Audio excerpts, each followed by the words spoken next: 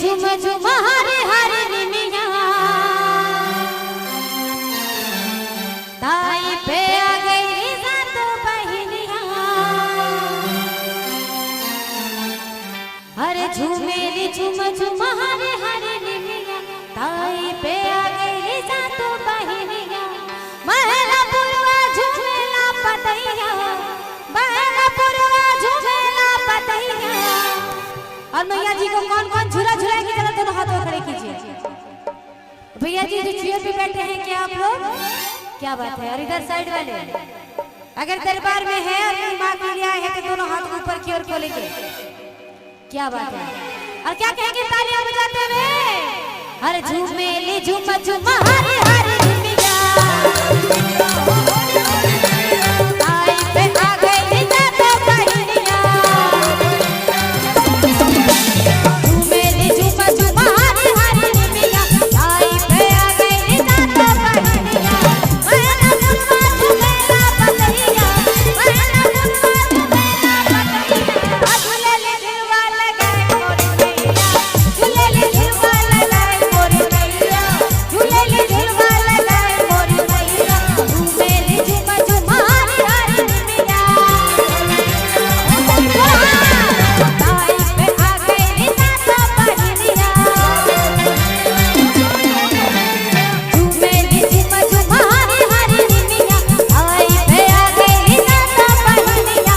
महला पुरवा झूमेला पतैया, महला पुरवा झूमेला पतैया। अगर मैया झूम रही है तो उनके बेटे भी झूमने चाहिए, है ना? तो एक बार सभी यहाँ से यहाँ तक। भैया पीछे आप लोग चेयर पे बैठे हैं मगर दरबार में ही है ना? इसलिए दोनों हाथों खड़े कर लीजिएगा। और मैं चाहूंगी कि पीछे से भी आप लोग दोनों हाथों को ऊपर की ओर। अगर मेरी माता रानी से प्यार करते हैं तो दोनों हाथों ऊपर की ओर खोल के क्या कहेंगे? अरे झूमेली झूम झूम हरे हरे निमिया ताई पे आ गई सात बहिनिया। झूमेली झूम झूम हरे हरे निमिया ताई पे आ गई सात बहिनिया। महला पुरवा झूमेला पतैया, महला पुरवा झूमेला पतैया। झूलेली झुलवा लगाए मोरी मैया, झूलेली झुलवा लगाए मोरी मैया, झूलेली झुलवा लगाए मोरी मैया, झूलेली झुलवा लगाए मोरी मैया।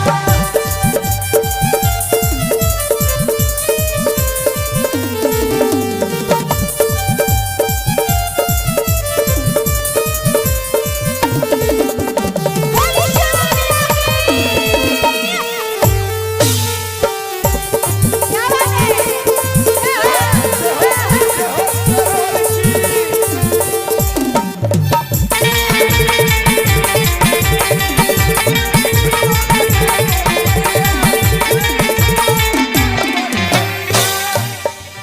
और हमारी माताएं बहनें एक बार खड़ी हो जाएंगी।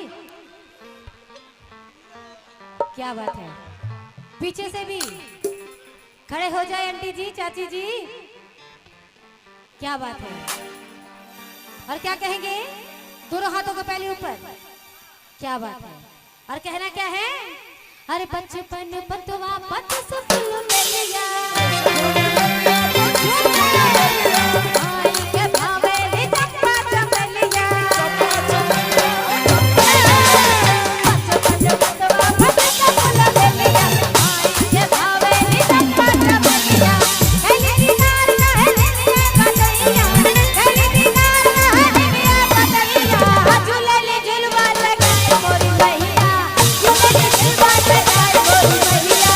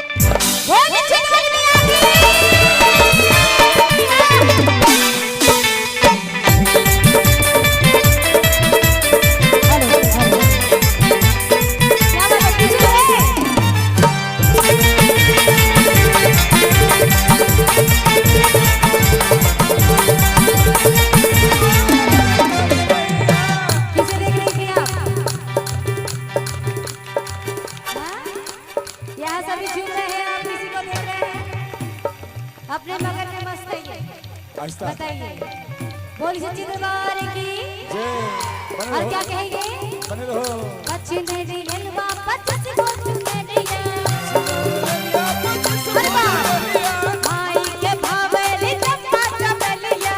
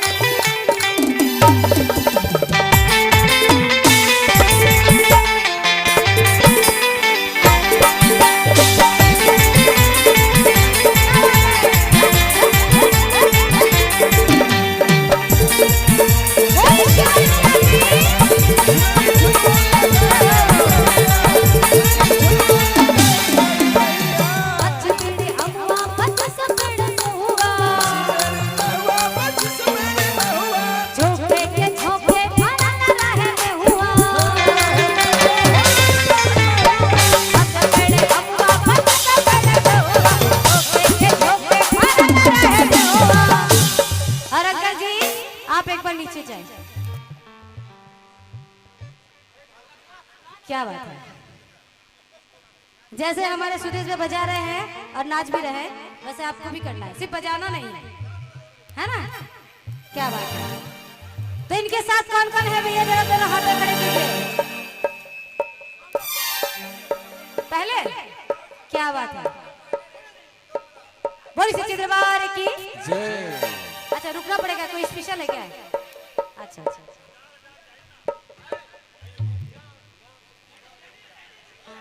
जी हाँ। और क्या कहेंगे पहले अंकल जी? इधर इधर दोनों हाथ को तो खड़े कीजिए, माँ के दरबार में है। क्या बात है। और ठुमका लगाएंगे हमारे अंकल जी, झूमेंगे। और कैसे? अरे पच्च पेड़े अमवा पच्चीस पेड़े से होगा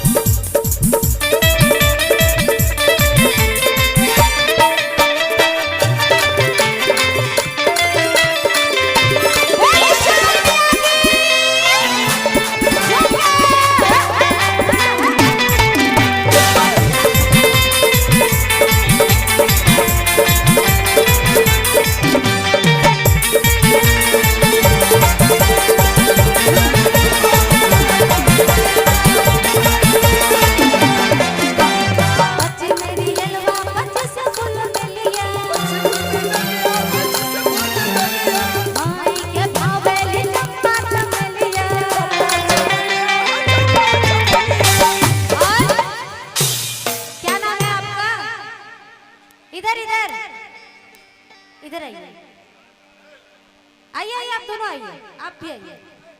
क्या बात है, चलिए इधर आ जाइए। और हमारी छोटी बहन यहाँ झूमेंगी, झूमेंगी ना आप लोग, नचिएगा ना?